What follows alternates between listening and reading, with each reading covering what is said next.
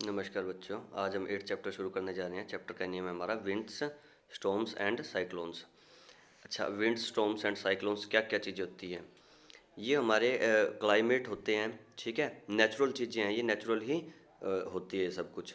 अब साइक्लोन हो गए, हमारे टोर्नेडो हो गए, ठीक है, थंडर स्टॉर्म्स हो गए, ये सारे सारे नेचुरल ओकरिंग हैं, फिनोमिनाज हैं।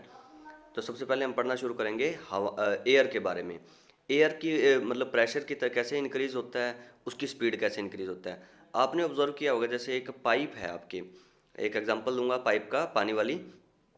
तो जब आप पानी की पाइप को सीधा रख रहे हो तो पानी बिल्कुल ही नॉर्मल स्पीड में चल रहा होता है, लेकिन जब आप अपना थंब पाइप के आगे रख लेते हैं और उसका एरिया कम कर देते हैं, तो जो वाटर की स्पीड होती है वो बहुत ज़्यादा बढ़ जाती है और वो दूर तक जाता है पानी, ठीक है। तो कहने का मतलब क्या है, जब प्रेशर बना दिया जाए आगे या फिर सरफेस एरिया कम कर दिया जाए तो उसकी स्पीड बढ़ जाती है। उसी तरीके की क्या हमारी हवाएं हैं, ठीक है। हवाओं में जब हम प्रेशर बढ़ा देते हैं तो उसकी स्पीड क्या हो जाती है, बढ़ जाती है। एक एग्जांपल जैसे एक्टिविटी 8.2 में दे रखा है, सरफेस एरिया कम दे रखा है, यानी उसका क्रॉस सेक्शन एरिया कम दे रखा है, तो उसकी स्पीड बढ़ जाती है।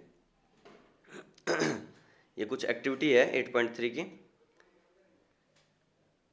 फिर है हमारा एयर का क्या अफेक्ट होता है जब हम उसे हीट करते हैं। तो हीट करने पे एयर क्या हो जाती है, हमारी एक्सपेंड कर जाती है और वो ज़्यादा से ज़्यादा वॉल्यूम को ऑक्यूपाई कर देती है। फिर increase wind speed is indeed accompanied by a reduce air pressure.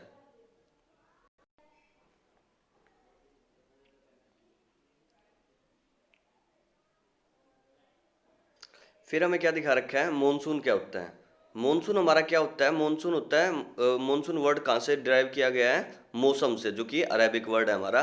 Monsoon में क्या होता है, हमारे हवाएं होती है, जो मतलब पूरी अर्थ में जो हमारा एटमॉस्फेयर है, जो हमारा एनवायरनमेंट है, जो हमारा इकोसिस्टम है, ठीक है, वो एक पैटर्न में फॉलो करता है, ठीक है। हवाएं किस हिसाब से चलती है, किस मौसम में चलती है, और उसके साथ अपना वाटर वगैरह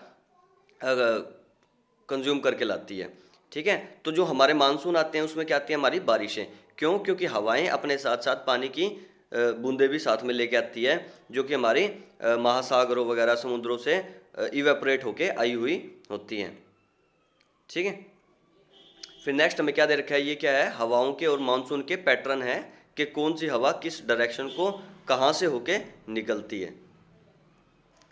फिर हमारा थंडरस्टॉर्म्स एंड साइक्लोन्स। अब थंडरस्टॉर्म्स क्या होते हैं हमारे, थंडरस्टॉर्म्स क्या होता है, कई कई बार साइक्लोन भी बन जाते हैं, ठीक है।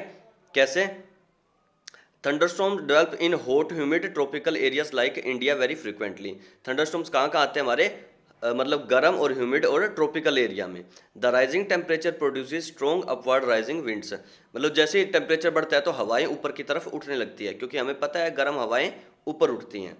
These winds carry water droplets upward. ये अपने साथ क्या होते हैं, पानी की बूंदें भी साथ में लेके जाती है। Where they freeze and fall down again, जहाँ वो जाके फ्रीज हो जाती है और वापस से गिर जाती है। The Swift movement of the falling water droplets along with the rising air create lightning and sound. मतलब ये जो अचानक से जो चेंज होता है, पहले गर्म होके ऊपर जा रही है, फिर ठंडी होके वापस नीचे आ रही है, तो इससे हमारा क्या क्रिएट होता है, लाइटनिंग, यानी बिजली का कड़कना और आवाज़। It is the event that we are called thunderstorm. इसको हम क्या बोलते हैं, हम थंडरस्टॉर्म बोलते हैं, ठीक है। लेकिन कई कई बार क्या होता है, थंडरस्टॉर्म साइक्लोन बन जाते हैं। ये हवाओं के साथ कंबाइन करके अपना पूरा सर्कल क्रिएट करके तूफान बन जाते हैं हमारे, ठीक है। इसलिए आपने अक्सर देखा होगा थंडरस्टॉर्म के साथ तूफान वगैरह सब कुछ इकट्ठा ही आता है। फिर जो डिस्ट्रक्शन होती है साइक्लोन की वजह से, वो हमें पता ही है, ये पूरे पूरे घर भी उड़ा देते हैं, पेड़ पौधों को नष्ट कर देते हैं, क्योंकि उनमें बहुत ज़्यादा पावर होती है, बहुत ज़्यादा इम्पैक्ट होता है, ठीक है। उसके लिए हमें क्या क्या सेफ्टी मेजर करने चाहिए, हमें अलग रहना चाहिए, ठीक है, और घर के अंदर ही रहें। जो पोजीशन दिखाई गई है उस पोजीशन में हम अपने आप को सेफ महसूस कर सकते हैं। क्यों? क्योंकि हम हमारा सबसे बड़ा एम क्या होता है, अपने हेड को बचाना, ठीक है।